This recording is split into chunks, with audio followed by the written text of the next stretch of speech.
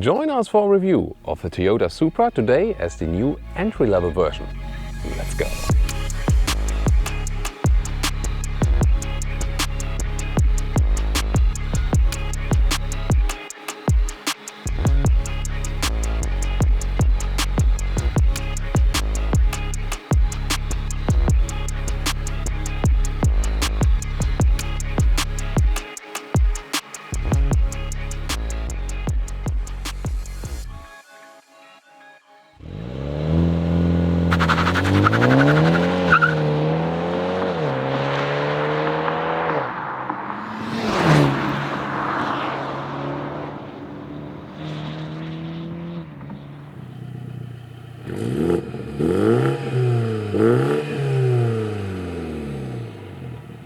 Here in the front, the Toyota Supra, you see this very round shape that's different to the BMW Z4.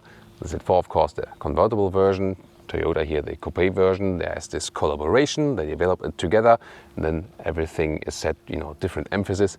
But it's becoming quite clear that BMW had a bigger share in the whole building and development process. We'll see more about that later. 4.38 meters, 14'4", or 172 inches is the length. It's about 6 centimeters or 2 inches longer than the BMW Z4, but same wheelbase, just a little bit different overhang because the spoilers are somewhat different. Interesting is here that the 4-cylinder Toyota Supra comes with 18-inch wheels. We see these here at the moment, and the 6-cylinder comes with 19-inch wheels, and this is of course better here for the riding comfort. The visual part, of course, is then more attractive with the 6-cylinder, but really interesting to see how that plays out with driving. A beautiful integrated spoiler design here, very sculptural indeed, and very slim tail lamps, and this massive diffuser style in the lower part. The exhaust pipes look still quite impressive, although this is the 4-cylinder, but of course, yes, sound-wise there is a big difference to the 6-cylinder. You open the trunk from the inside of the driver door or with pressing the key fob. And here we go. Of course, where the Supra has a little bit more flexibility than the Z4 Roadster. It's actually quite well usable. Of course, it's very high loading still for that. Yeah, but I mean, I think you can get along with 2 people or something. You can also remove this top cover here, and secret is this. First push it up right here and then pull like this, and then we can remove it, and you can do even a little bit more with that. So what do we have here under the hood today? A 2-liter 4-cylinder with 258 horsepower. 5.2 seconds is the acceleration figure to 100 kilometers or 62 miles an hour. And the alternative would be the 3-liter inline 6-cylinder with 340 horsepower. It's then 4.3 seconds in the acceleration figure, so about a second faster.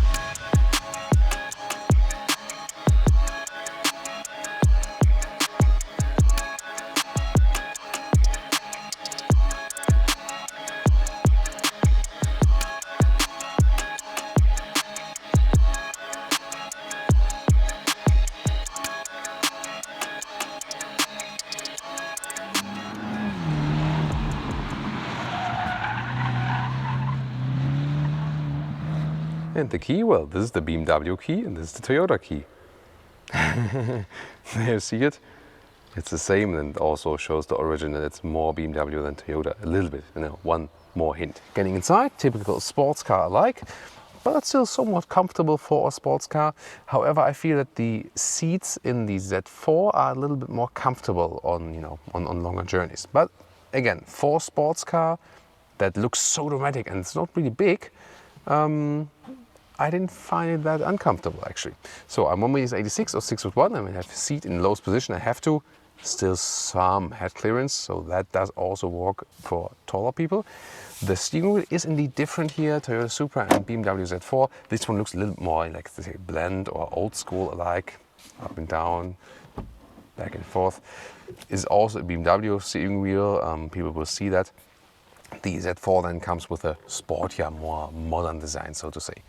Interior overview right here. Everything is straightforward and kept simple. Horizontal design, soft touch here at the top dashboard, also at the lower one. There are these hotkeys that you can individualize. Still a manual volume knob, yes, we like that. And also a manual AC unit. That's pretty cool, especially while driving. Seat heating also, separate knob. It's so easy to control this car.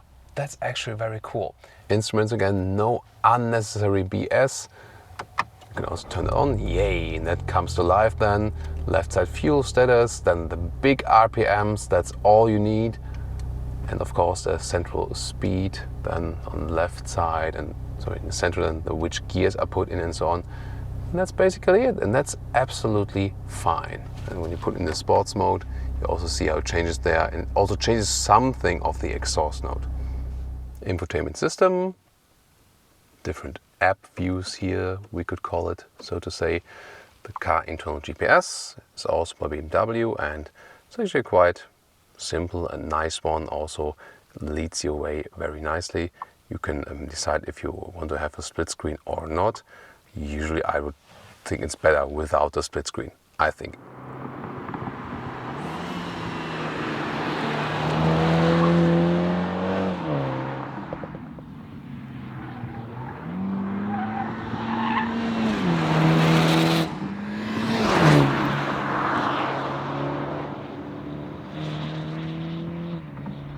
Welcome to Thomas's active driving lounge here.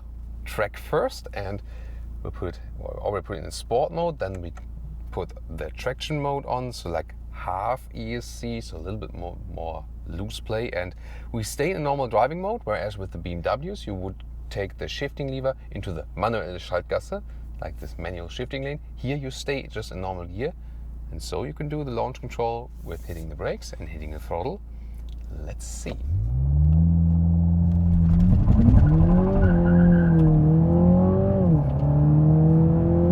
Well, that is exactly 100 kilometers. Wow, that was exactly the right amount we needed right here to get this thing going. And if someone had a doubt about if the 4-cylinder is enough, I think this acceleration shows, well, power-wise it is actually enough. Yes, we don't have so much sound, but a little bit less weight on the front axle, that makes the car really, you know, a little bit more balanced, a little bit more neutral in this whole feeling. So it's actually pretty cool. Also good noise insulation here at higher speeds, so can't complain about that. And we have a nice little track here just for us.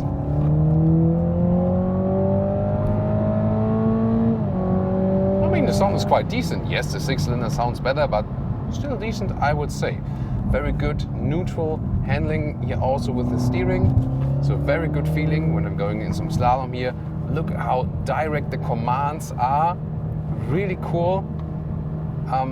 There's no dead zone area from the steering, and a very, very good feeling in the steering wheel. Again, this Toyota then profits from the BMW experience as for the natural steering feeling. Really well done. And the Supra itself, if you compare it to the Z4, the Supra is a sportier, more aggressive. The stability control is more drawn back, so to say.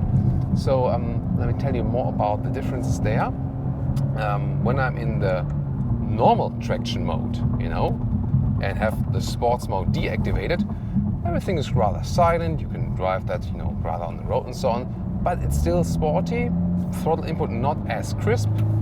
Then put in the sports mode. Then the gears are turned up higher.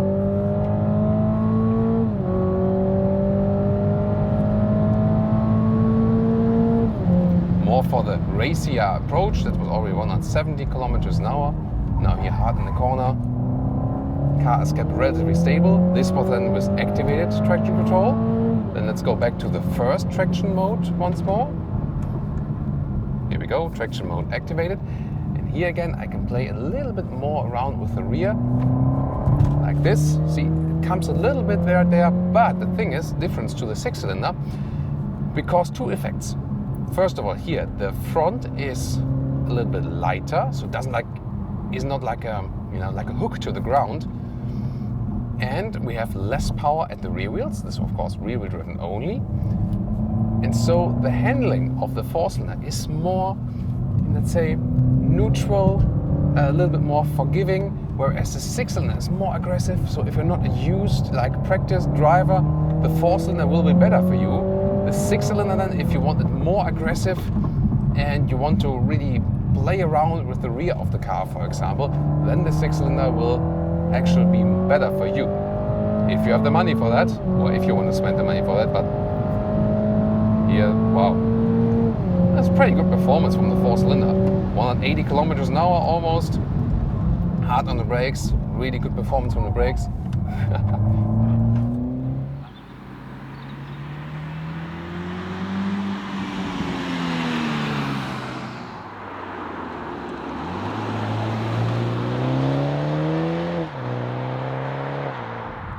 And now to the street driving lounge.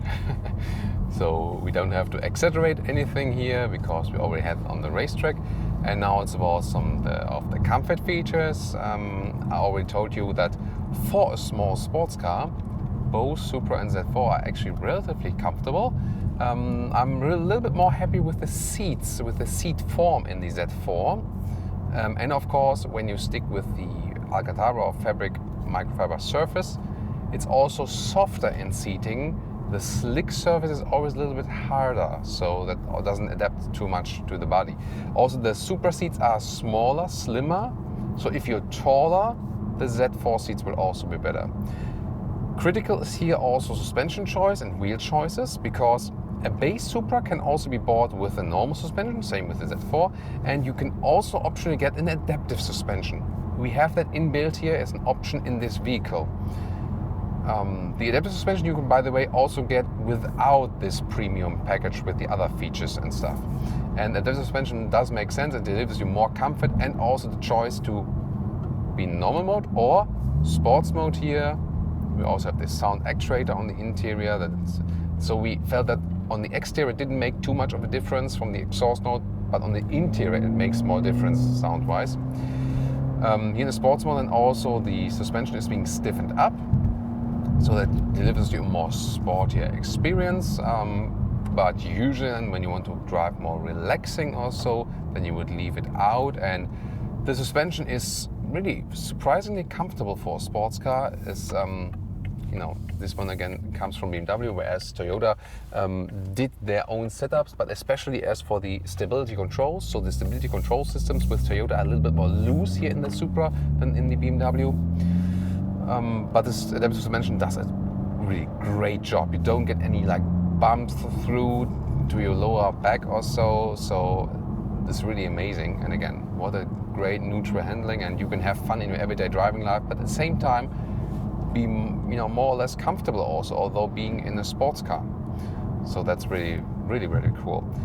Fuel economy at best could be something, you know, close, like, you know, 8 something liters, 7 to 8 liters minimum. That's about in the 30 mpg regions or 40 mpg regions UK, a little bit less than 40 mpg UK. That's at best motorway cruise control. The more you punish the car, well, punish? No. The more you challenge the car, the more it will change, of course. But still, the engines are not too bad in the fuel economy. And the interesting thing is, 4-cylinder, 6-cylinder, yeah, I mean, crucial is that you just pay 10k less. That's really crucial, especially if your budget is tight. But as for the fuel economy, it doesn't make too much of a difference, because the 4-cylinder, you turn it up higher in the RPMs, and this BMW 3-liter inline 6-cylinder is a very efficient, bigger engine. So it's not necessarily more fuel consuming than the higher tuned 4-cylinder engine. That's also a very interesting aspect.